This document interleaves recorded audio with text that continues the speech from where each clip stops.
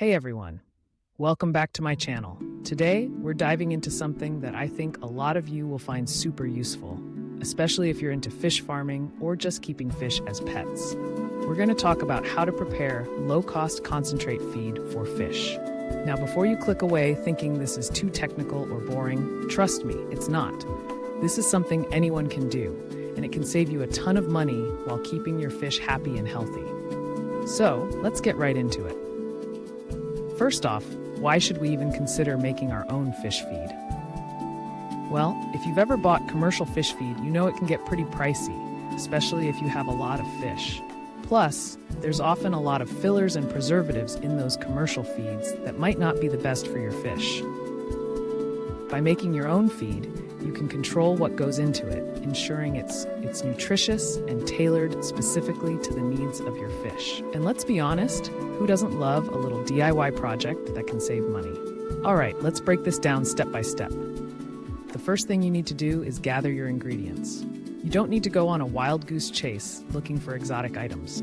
Most of what you need can be found at your local grocery store or farm supply store. Here's a basic list to get you started. Fish meal, soybean meal, cornmeal, and some vitamins and minerals. You might be thinking, fish meal? Where do I find that? Well, fish meal is actually a common ingredient in animal feeds, and you can usually find it at feed stores or online. Now, let's talk about the proportions. A good rule of thumb for a basic fish feed recipe is to use about 40% fish meal, 30% soybean meal, and 30% cornmeal. This mix provides a great balance of protein, carbohydrates, and fats. If you're raising carnivorous fish, you might want to bump up the fish meal a bit. And if you have herbivorous fish, you can adjust the soybean and cornmeal proportions accordingly. It's all about finding that sweet spot for your specific fish. Once you have your ingredients, the next step is to mix them together. You can do this in a large bowl or a bucket. Just make sure you mix it thoroughly so that the nutrients are evenly distributed. This is super important because you want every pellet of feed to have the same nutritional value. If you're feeling fancy, you can even use a blender to get everything really well combined, but that's totally optional. Now, here's where it gets a little more technical, binding the feed.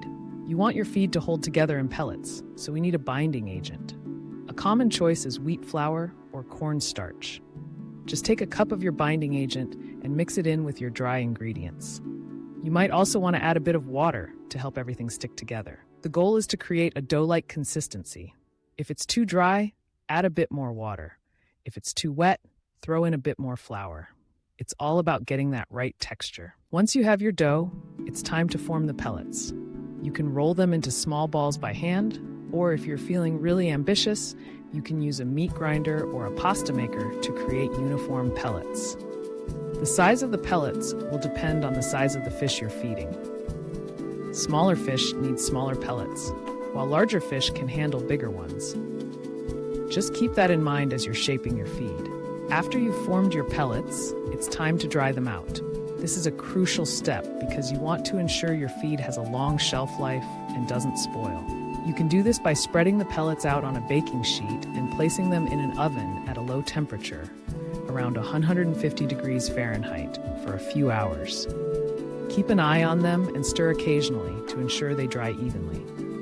Alternatively, you can let them air dry in a well-ventilated area for a couple of days if you want to avoid using the oven.